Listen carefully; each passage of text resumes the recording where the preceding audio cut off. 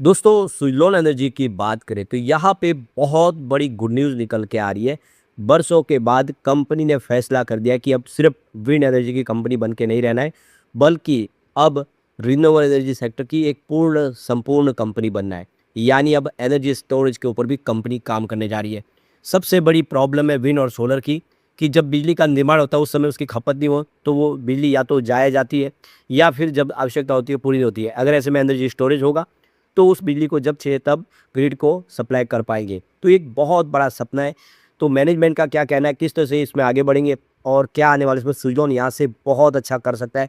क्या कहना है एक्सपर्ट का, समझने की कोशिश करेंगे इस वीडियो के माध्यम से। यहाँ पे एक नई टीम तैयार की जा रही है, एक मजबूत नई अपॉइंटमेंट हुई है, जिसका मतलब ये है कि अब सुज़लोन यहाँ से आगे बढ़ने को तैयार है।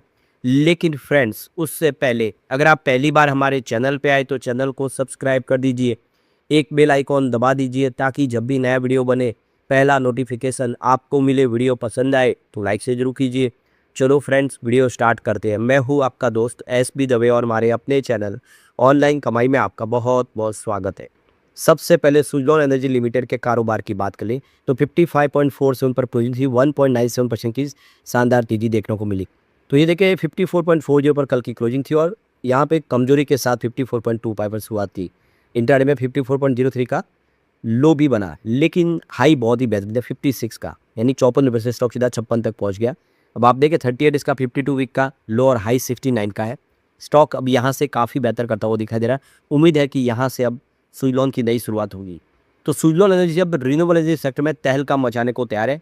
बैटरी एनर्जी स्टोरेज में एंट्री की है कंपनी ने और 10 गीगावाट का सेल्स का लक्ष्य रखा है कंपनी में। तो काफ़ी बड़ी अपडेट निकल के आ रही है। आप देख सकते हो कल ही हमने डिस्कस किया था कि कंपनी अपने बिजनेस को डाइवर्सिफिकेशन करने का फैसला कर लिया, यानी अब सिर्फ यहाँ पे रिन्यूएबल एनर्जी सेक्टर की एक कंपनी यानी विंड सेक्टर नहीं बल्कि पूरा सेक्टर यानी fully developed renewable solution company बनने की तैयारी कर रही है कंपनी, और उसका पूरा टारगेट प्लान भी हमारे सामने आ चुका है।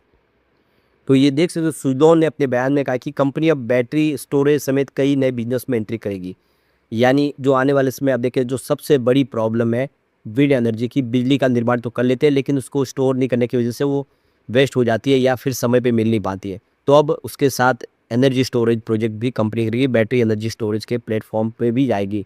इसके साथ ही ये एक इंटीग्रेटेड को डेवलपमेंट प्लेटफॉर्म भी शुरू करने जा रही है, जिसके जरिए रिन्यूएबल एनर्जी की संभावनाओं को बड़े पैमाने पर एजुकेशन रेडी प्रोजेक्ट में बदला जाएगा। इस प्लेटफॉर्म को कंपनी ने RIDEVE को नाम दिया है। यानी अब जिसको चाहिए सोलर, विंड और एनर्जी का पूरा कॉम्बो पैक दे दिया जाएगा। यानी हर समय बिजली मिल पाएगी और वो भी रिन्यूएबल एनर्जी के माध्यम से। क्योंकि आप देख सकते हो दिन में सोलर बिजली बनाता है और रात में सोलर से बिजली नहीं बनती है, लेकिन रात में विंड एनर्जी बिजली बना सकता है और मौसम अगर ख़राब है तब भी विंड एनर्जी बिजली बना सकता है। लेकिन विंड को बिजली बनाने के लिए हवा की भी आवश्यकता होती है। अगर हवा नहीं है तब ऐसे समय में सोलर बिजली बनाएगा। तो दोनों मिलके अगर कॉम्बिनेशन है और ये जो बिजली बनेगी उसको अगर बैटरी एनर्जी स्टोर से जोड़ दिया जाए तो जब चाहे तब बिजली का इस्तेमाल किया जा सकता है। और इसी प्लेटफॉर्म के तहत आगे बढ़ने की तैयारी सुज़लोन ने करी है। गेम चेंजर बिजनेस करने की तैयारी करी है कंपनी। तो सुज़लोन एनर्जी करीब यहाँ पे 1200 करोड़ का निवेश करने की प्लानिंग लेकर चल रहे। सुज़लोन की ओर से जो बताया गया है कि डेवेको यूनिट में वित्त वर्ष 2026-27 में 500 करोड़ रुपीज़ का निवेश किया जाएगा। इसके अलावा अन्य व्यवसाय क्षेत्र में भी 600 से 700 करोड़ रुपए का कैपिटल एक्सपेंडिचर किया जाएगा। यानी टोटल मिला के अब देखें तो 1200 करोड़ रुपया कंपनी यहाँ पे लगाने जा रही है अपने बिजनेस को आगे बढ़ाने के लिए। तो काफ़ी बड़ा सपना है और आप देख सकते हो कि इस सपने के साथ में जो निवेशकों को भी बेनिफिट होने की पूरी उम्मीद है। तो कंपनी अब सिर्फ विंड एनर्जी सेक्टर के नाम से नहीं जानी जाएगी बल्कि पूरे सोलर सेक्टर और विंड सेक्टर के साथ एनर्जी स्टोरेज के साथ पूरा एक पोर्टफोलियो बनाते हुए आगे बढ़ेगी। तो सुज़लोन एनर्जी ने अपने अगले 5 सालों का लक्ष्य का खुलासा कर दिया है। इसके तहत कंपनी का जो टारगेट है कि इसकी वार्षिक नवीनीकरण ऊर्जा बिक्री है उसको 4 गुना करते हुए 10 गीगावाट तक पहुंचा दिया जाएगा। 2031 तक इसकी जो ऑर्डर बुक है उसको भी 15 गीगावाट तक बढ़ाने की उनकी प्लानिंग चल रही है। तो सुज़लोन के वाइस चेयरमैन गिरीश तांती ने कहा कि जैसे जैसे दुनिया इलेक्ट्रिफिकेशन के दौर में प्रवेश कर रही है, सुज़लोन 2.0 ग्राहक और देश के साथ मिलकर ऊर्जा परिवर्तन की गति को देने का काम करेगा।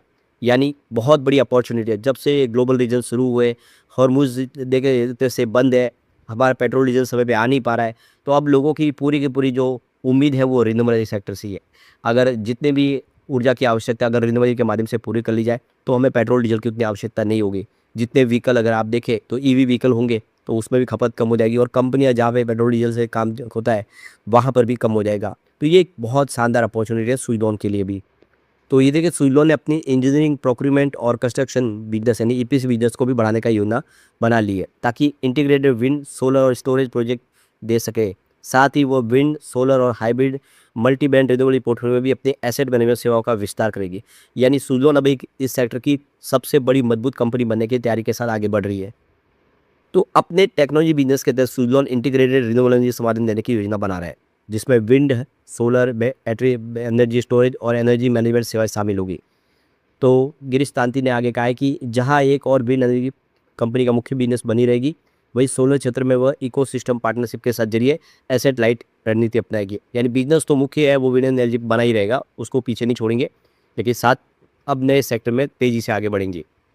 अब देखो कि कंपनी ने नई अपॉइंटमेंट भी कर लिया, अशोक रामचरण को कंपनी में ज्वाइन करवा दिया है। नए सीईओ होंगे कंपनी के बिजनेस हेड के तौर पे, बहुत अनुभवी है, उनके अनुभव का फ़ायदा कंपनी को मिलने जा रहा है। और अब जैसे कि 2.0 शुरू हो चुका है, ऐसे में एक अनुभवी व्यक्ति की आवश्यकता है जो कंपनी को लीड करे।